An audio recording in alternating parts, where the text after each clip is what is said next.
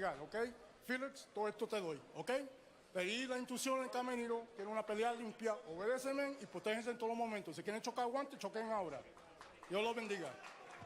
Lozada Jr. has 40 professional fights, all 40 coming in Mexico, Bomac. He's never fought in the United States. What does that tell you about him? It can mean two things. It can mean his record been padded, or it can mean he has some really tough fights down there. But the kid is very experienced. I watched this kid a little bit the other day. He's a come-forward fighter. Here we go, Lozada Jr. fighting out of Tijuana, Mexico, wearing the pink shorts, squaring off against Verdejo from San Juan, Puerto Rico, in the black and white. A lot of real estate for Verdejo to work with. Big, tall guy in there with him. Yes, and has a long, nice jab on him, too. Verdejo back in the ring, Christina, for the first time in 13 months. What do you expect to see from him here tonight? I mean, I hope to see the Felix Verdejo of old, because that's when he was knocking out partners, with shots like that and entertaining the crowd. Hopefully, you know, his team and everybody says he's matured both physically and mentally in these last 13 months, since he had a motorcycle accident, then a sparring incident, then he had fell in the shower. I mean, there's just bad luck after bad luck, and I'd like to see him, you know, turn the tide and get back to doing what he does best, and that's knocking out opponents, flashing that big old smile, and selling tickets here in New York City with the Puerto Rican. He's definitely doing the right thing coming out this first round, going to the body.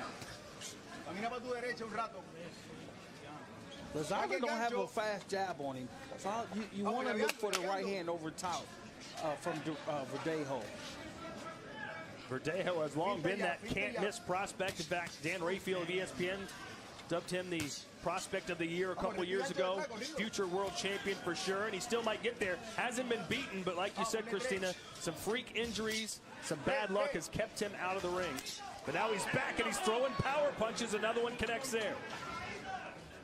I mean, he was on the verge of a title shot. He was the mandatory to fight Flanagan at 135. He was a WBO #1 contender before he got into a motorcycle accident and then had other unfortunate injuries. But, you know, he feels like one fight and he wants to be right back there.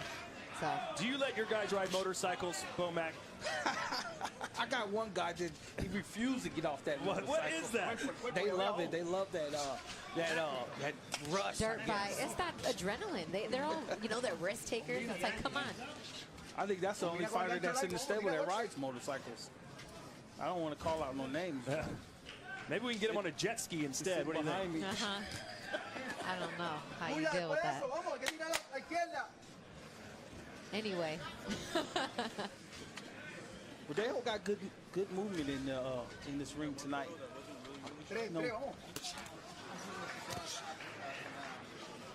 You got to overwork his jab if you want to get closer to Lozada. Verdejo is back, but Lozada Jr. right in his face all round long. Here, for every player, a moment comes and a choice beckons. With that choice, we see champions made, victories earned, and an old truth presented, that the timid may not fail, but here, rarely do they triumph. That fortune favors the bold at the Masters. I'm leaving the track behind, but I'm not standing still. And with GoDaddy, I've made my ideas real.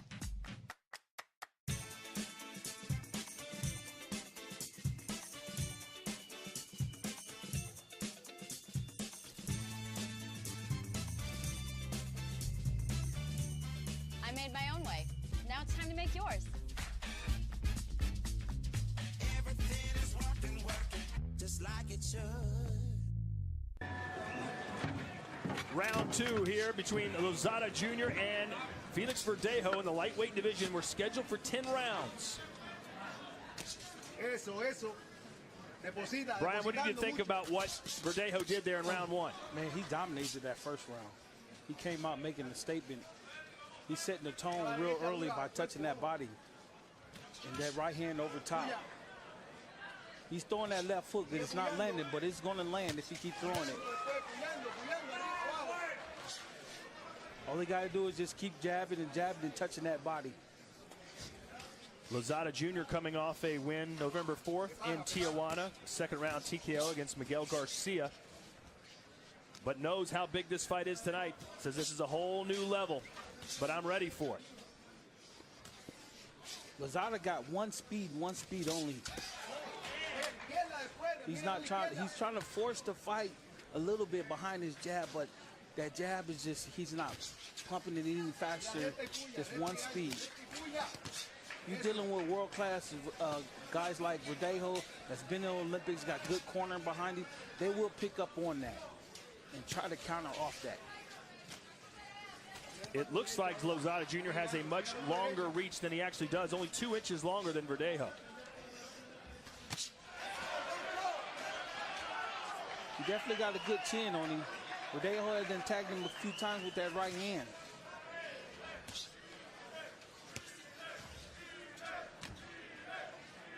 Lozada got a good jab, though. Might not be fast, but it's consistent.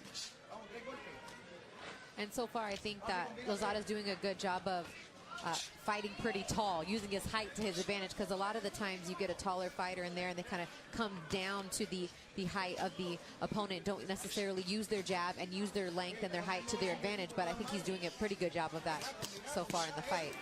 He must rely heavily on that right hand because and he's got a good uppercut. Yeah. He just hasn't been able to show it yet, but that is one thing Lozada, one weapon he does have in his toolbox.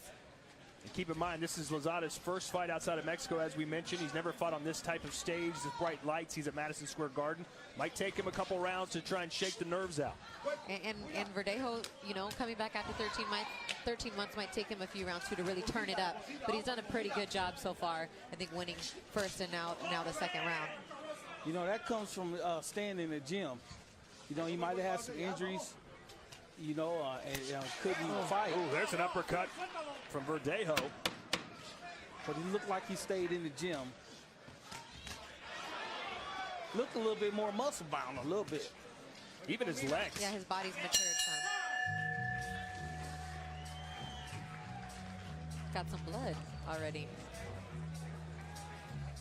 And there is Ramirez arriving to the Hulu Theater at 5:55 Eastern Time. Jose Ramirez facing Amir Imam, coming up in our main event tonight for that vacant WBC World Championship. You had a chance to speak to both fighters this week, Christine. I did, and this fight is happening at the exact perfect time in both of these fighters' career. They are at their prime. Undefeated is Jose Ramirez at 21-0 with 16 KOs, and there's his opponent Amir Imam. From nearby Albany, New York, but training in Florida. But 21-1, one little blemish on his resume. But look, he fought to be the #1 contender. This fight's for the vacant WBC 140-pound championship, and both of these guys, this is going to be a great fight, 50-50 fight in a lot of people's opinion. And Paulie Malignaggi said Amir Imam is the hardest man he's ever been in the ring with as far as punching power in sparring. Said that guy can hit hard. Yeah, I think that's one of the questions still out there from Jose Ramirez is his chin and how he can take a punch. He has been down once before in his professional career, so that is a question and an equalizer, if you will, in terms of, Jose Ramirez's chin versus Amir Imam's power. And they're both letting their hands go. Good action to start round 3. Lozada Jr. in the pink trunks, Verdejo black and white. Verdejo trying to stay on the inside and put some water in that basement, which is mean take away that body a little bit.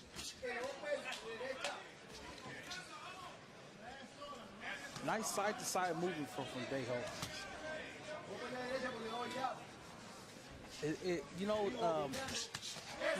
Lozada remind me of a fighter, 140, Victor Postal. He got to be set to throw his power hand. And as long as Verdejo keep that side-to-side movement and don't give Lozada that platform to throw that right hand, he should be okay. You mentioned Lozada Jr.'s uppercut, Christina, but it's been Verdejo who's landed a few.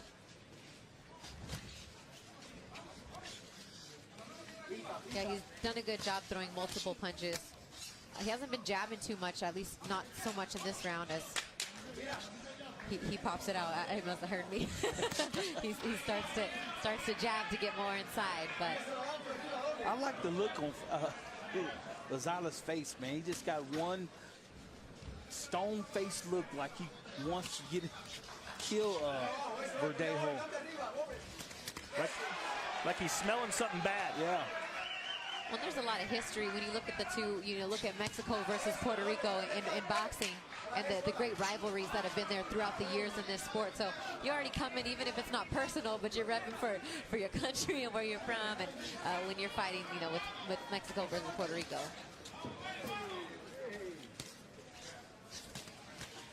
Straight right hand splits the guard for Verdejo.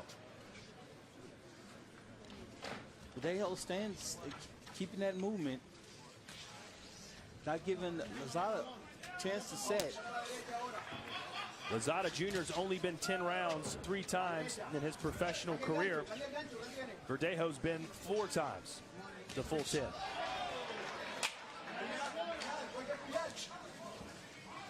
Lozada got a good chin on him. And we know he's got power. 32 knockouts in his 38 career wins. There's a power shot from Verdejo. Another uppercut lands. I like Verdejo's defense after his offense. Yes. He's covering up real good. He's keeping his hands up. Nice body shot.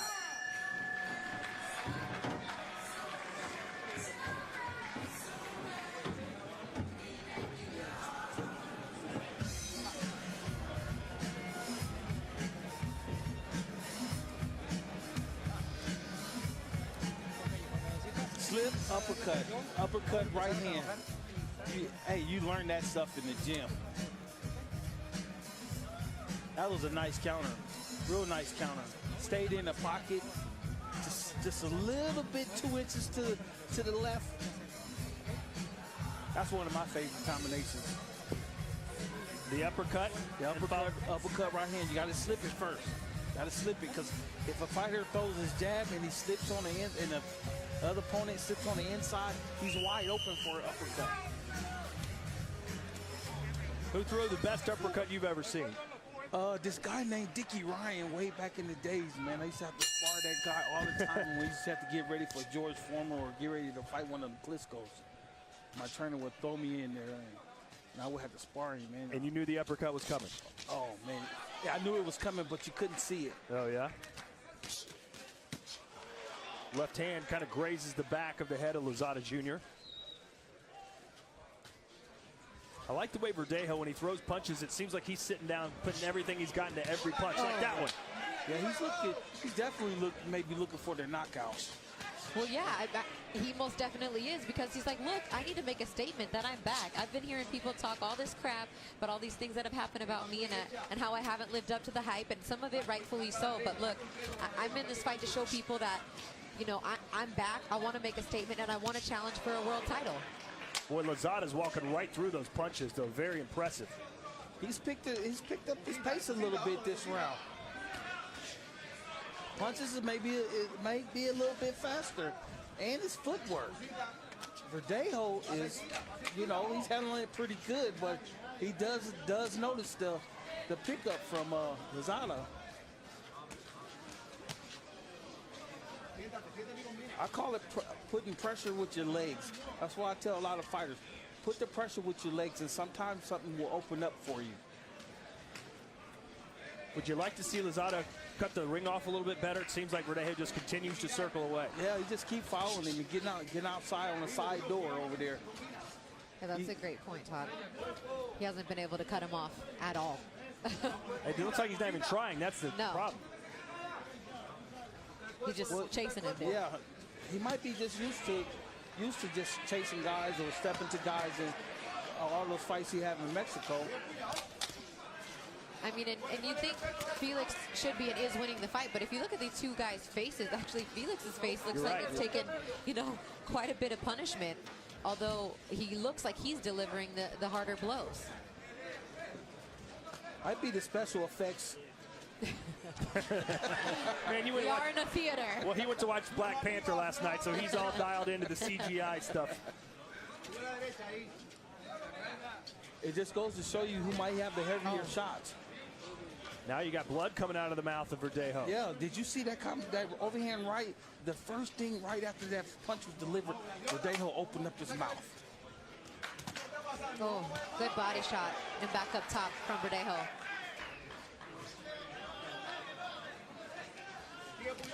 Oh, it's starting to be a really competitive fight now. Yeah, Lozada's starting to impose his will a little bit, Brian.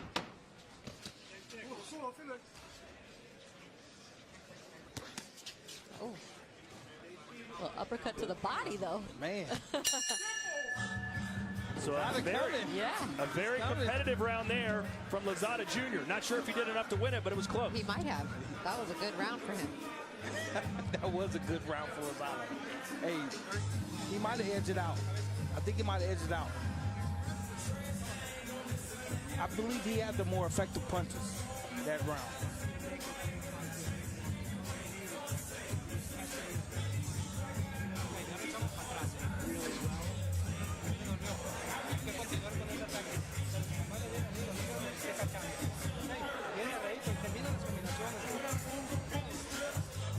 Look at his face.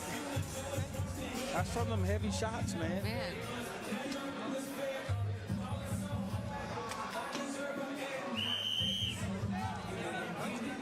It's called the hurt business. Look at Lozada, man. He's not even breathing heavy. Look at the look on his face. He's just looking like he just wants this opportunity. Well, Verdejo knows he's in for a fight tonight through 4 rounds. It has been a very close contest, and it's getting closer each round. Lozada Jr. just ate a right hand, though, and walks right through it, says, come on.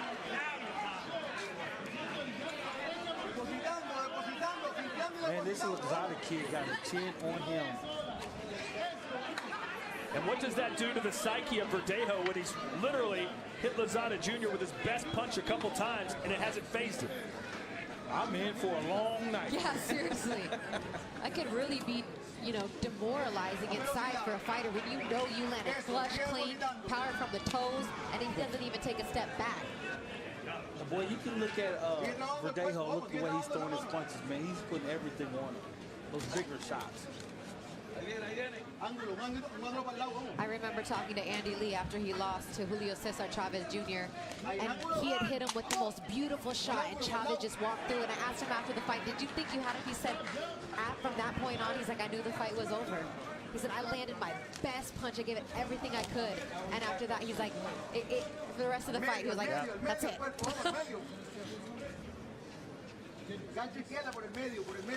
But Chavez Jr. has a hell of a chin. I mean, we're not talking about just anybody. But if nothing else, he does have a chin. Yeah, I'll give him that.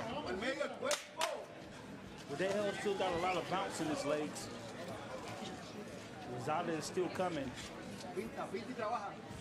Trying to come behind his jab. Muy cerca, muy cerca.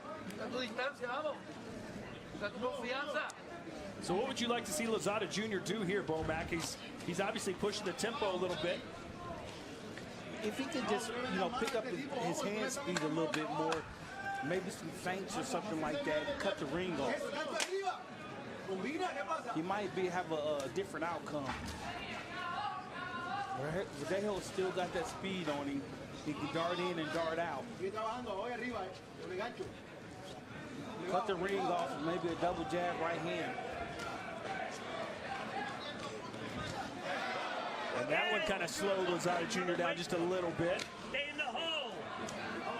then Lozada comes back and lands a tough, you know, body shot with the right. Oh, that one knocks Verdejo off balance a little bit. Not sure if his feet just got crossed or if he's hurt. Verdejo, continue to move. Side to side, keep moving, try to get your wits back. Lozada Jr. perhaps on the verge of something special here at Madison Square Garden. 10 seconds. Oh, an uppercut grazes the chin.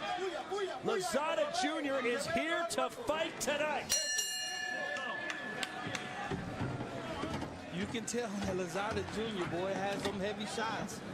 They might be slow, but they're pretty heavy. And when you look at the snapshots in the fight, the moments you think about, oh, Verdejo landed, boom, Verdejo landed, but like Verdejo's face, and I don't think so, you would not think that he would be the one. You would think that his opponent is the one landing the heavier shots. It's crazy because he's putting in damage, he's putting in work. That last round I gave to Lozada. The last two, maybe. Yeah. He's coming, man. So here's the moment. Let's see how that was a left hand. Yep. That was clean. And there was a body shot that happened before that shot up top. I don't know if we have that, but that was flush. Yeah. That stunned him a little bit. Oh, yeah. Bambi legs after that shot. So Verdejo has hit Lozada Jr. with his best shot, hasn't phased him. That wasn't, I don't believe, Lozada's best shot, but it got Verdejo's attention. If Lozada can get Verdejo to stay still for a good second, he probably can do some more damage to the Verdejo.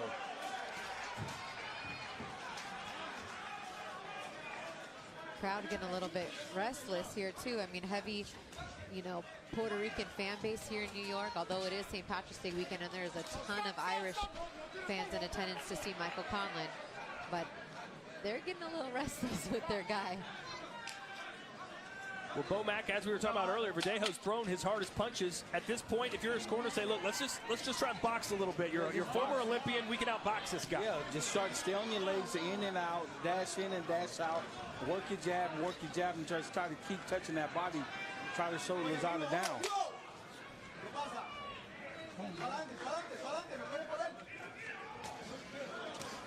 Well, he got them hands cocked and ready, Lozada. He's ready. And it may be a case of perhaps Verdejo trying too hard so far. I don't like the way Verdejo's pulling out.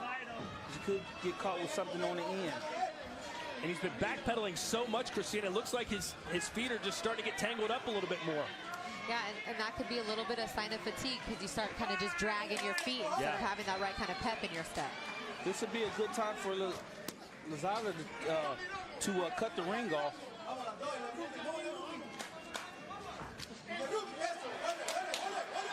Lozada Jr. shakes his head, says no, no, no.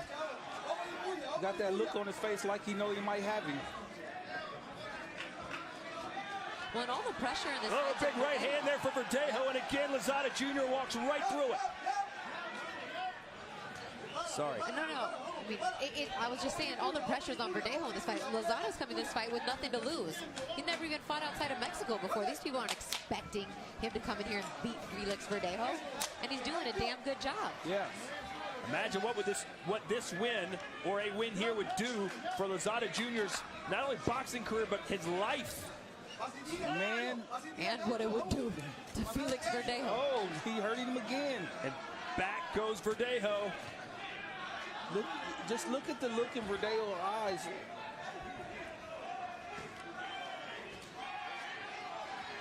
And you know in the back of Verdejo's mind, he's starting to ask himself questions, isn't he? Can I make it? This dude is really good. Did I underestimate this guy? Did I train hard enough? Did I come back too soon? Again, his legs aren't quite where they want to be. You start to feel every bit of that 13 months you've been outside of the ring. Well, you can hear Lozada punches land, man. Dumping punches.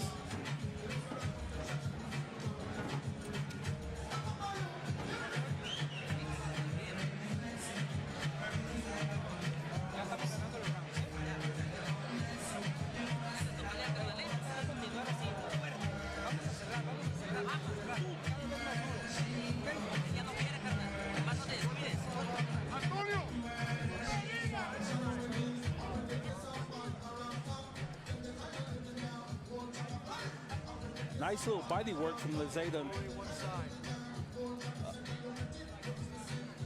There's the right hand that connected for Verdejo. Put everything he had into it. Right, and see, Lozada just stood right there. Boom. Lozada threw that right hand over top on the top of that head. That can just throw you off right there.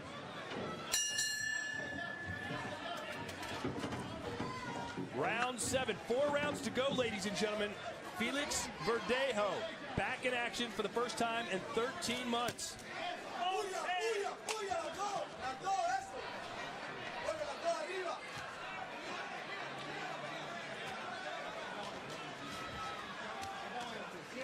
You say the last 3 rounds went to Lozada?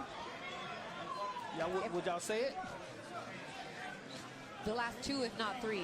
I mean, we could be looking at a 3-3 fight so far here, going into round 7. And I'm just looking up some odds here online, Brian, just to see what kind of upset this would be. And I'm not kidding, a couple of websites had this as 100 to 1. Wow. But more likely it's about a 20 to 1. But either way, this would be one of the upsets of 2018 so far if Antonio Lozada Jr. can come into the United States fighting out of Mexico for the first time ever and beat Felix Verdejo, the can't-miss prospect. It'd be something big for Lozado's career. And I know that Top Rank wanted to really test Verdejo when he came back from the injuries and the layoff, obviously putting him right into a 10-round fight against a tough opponent, but they might have been getting more than they asking for right about now. I don't know if Brad Goodman's sitting back there, Carl Moretti, like, what do we do? Yeah. Well, hey, if Verdejo can stick out and win this fight, this certainly helps him going forward, does it not, Bo Mac? Well, it does. It boosts his confidence up, or it can tear him down a little bit, because in the back of his mind, he can say, I tried to hit this guy with everything in the kitchen sink. You know, I said go nowhere. And I said, by the way, Lozada Jr. a 100 to 1 underdog. I should have said Verdejo a 100 to 1 favorite. So if you wanted to win $1 on Verdejo, you had to bet 100. Hopefully, no one watching at home did that tonight.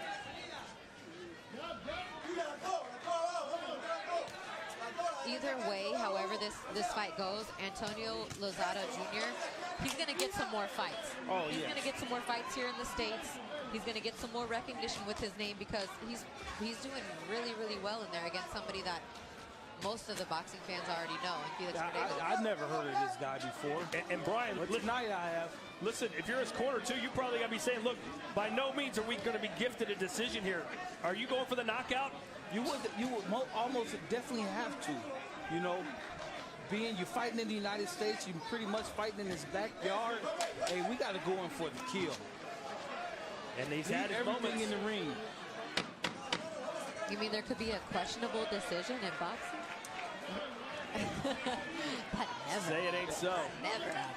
But I'm sure there's some Verdejo fans watching at home right now saying, wait, it's not over yet. We won a lot of the early rounds, and that round was close as well. It's not like Lozada Jr.'s dominating. Right. Verdejo came back a little bit that round. You know, he didn't get hit with as many big shots as he did the previous couple rounds. He boxed a little bit more. He landed some shots, and he stayed on the move.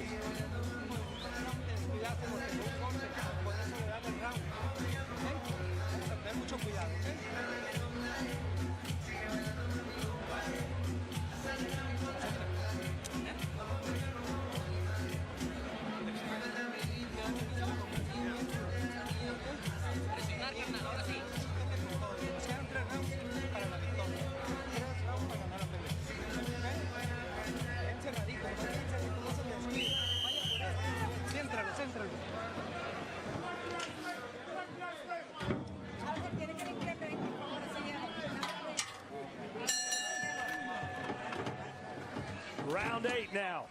And what has been a very entertaining lightweight battle between Felix Verdejo from San Juan, Puerto Rico, and Antonio Lozada Jr. out of Tijuana, Mexico. And you got Mexico versus Puerto Rico, and you got Verdejo's face looking like Miguel Cotto's against Antonio Margarito right about now, with how he's been taking these heavy shots and just getting bumped up, lumped up, and bloody all throughout this fight. You know, one thing I like about what Lozada is doing is he'll throw that overhand right, he'll miss, but he automatically comes back with that body shot on the left-hand side. Good punch there from Verdejo.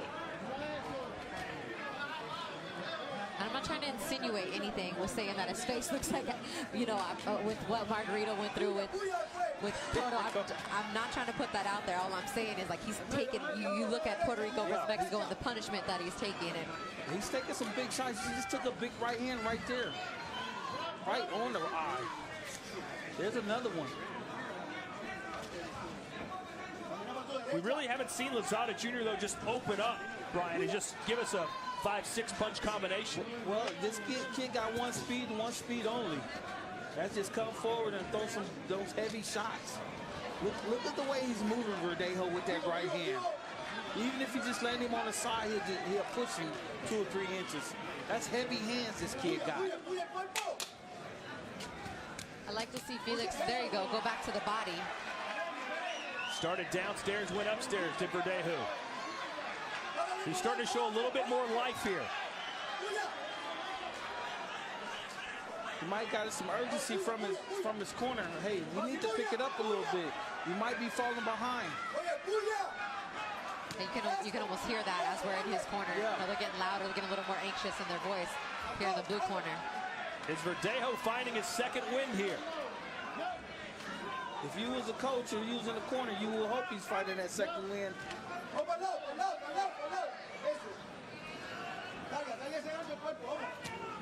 Look at that. Oh, nice left hook by Lozada Jr. And Verdejo seems to be content to just throw one punch at a time. Hey, he's trying to hit and trying to not get hit at the same time. He wanted to get his and get out of there. Good uppercut there for Lozada Jr. And again, it's Verdejo who throws one punch and backs out.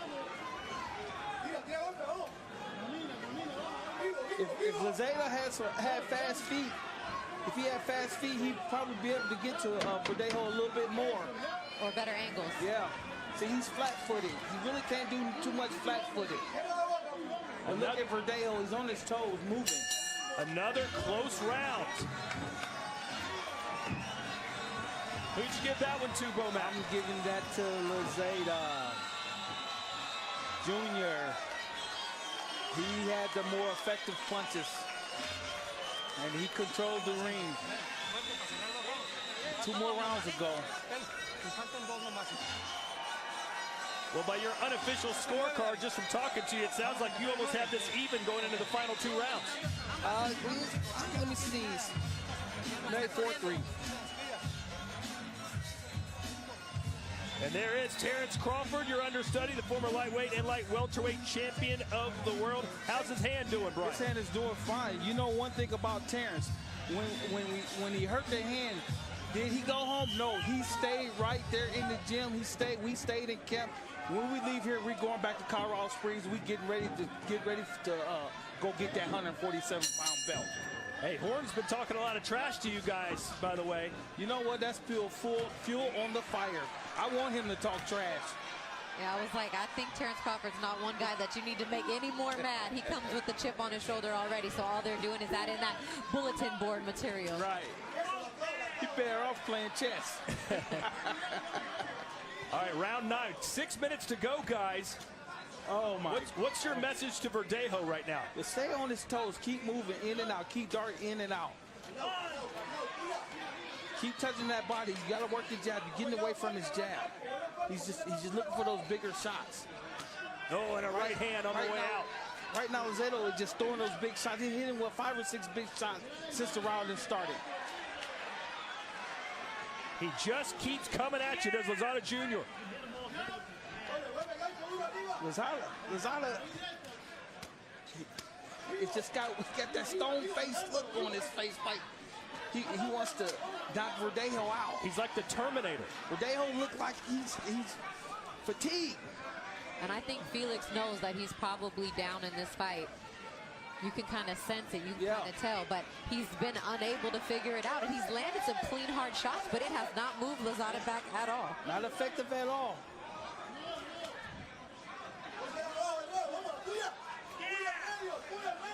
Well, but you said it.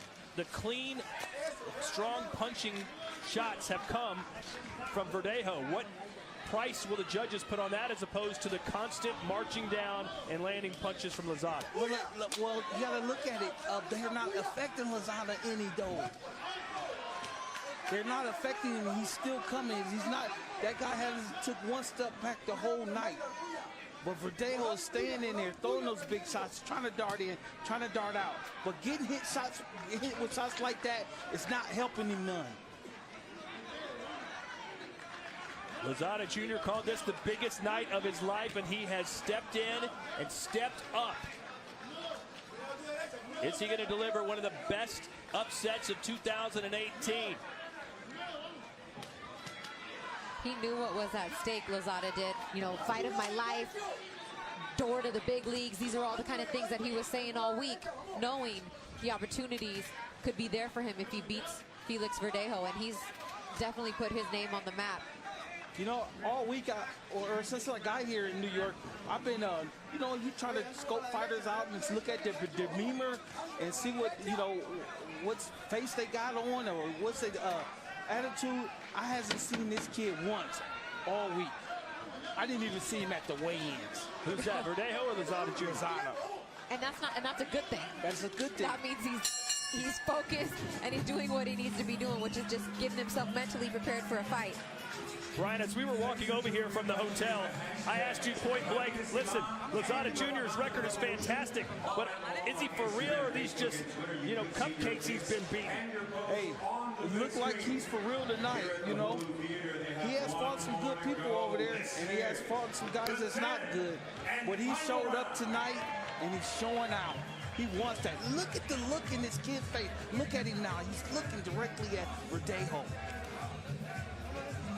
I would think both managers, both trainers are telling their guy right now, you have to win this round. You have to win this round. Look at this right hand. Right over top. Caught him going out. That's Verdejo not having his hands up like he had early in the fight. Catch that, the man coming out. 3 minutes left. Round 10, Verdejo and Lozada. I mean, these guys got to give it all they got right here for this 3 minutes.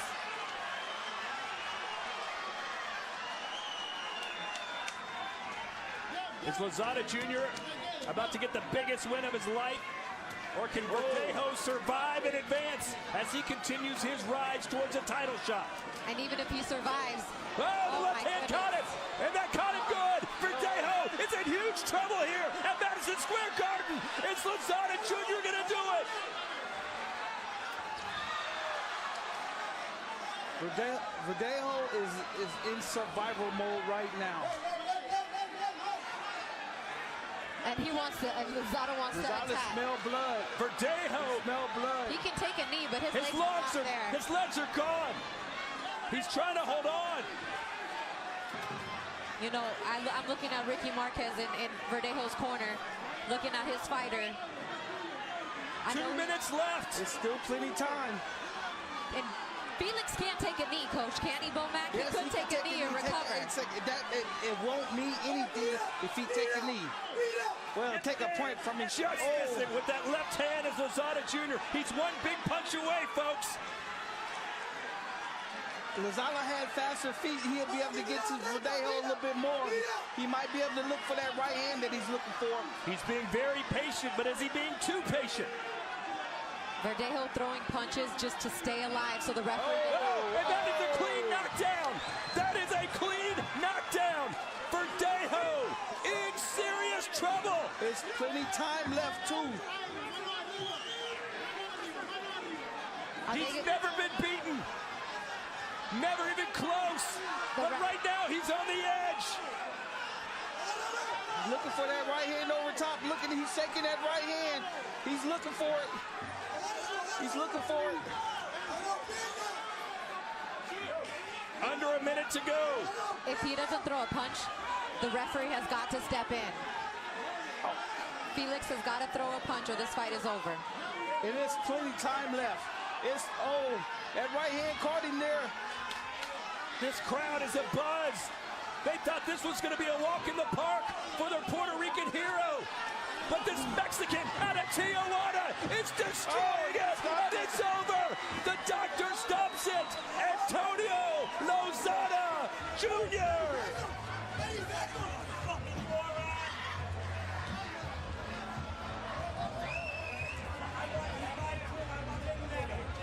The Verdejo corner visibly upset. They wanted their fighter to be able to finish the 30 seconds and go to the card. The referee stopped it. The doctor steps up and stops it too. They were both at the same time waving off their hands with. At 2:37 in round 10, they wanted their fighter to have another 23 seconds, but at that point, it's like, you know, we're talking about somebody's life on the line. Yeah, hey, well, they had an incident not too long ago.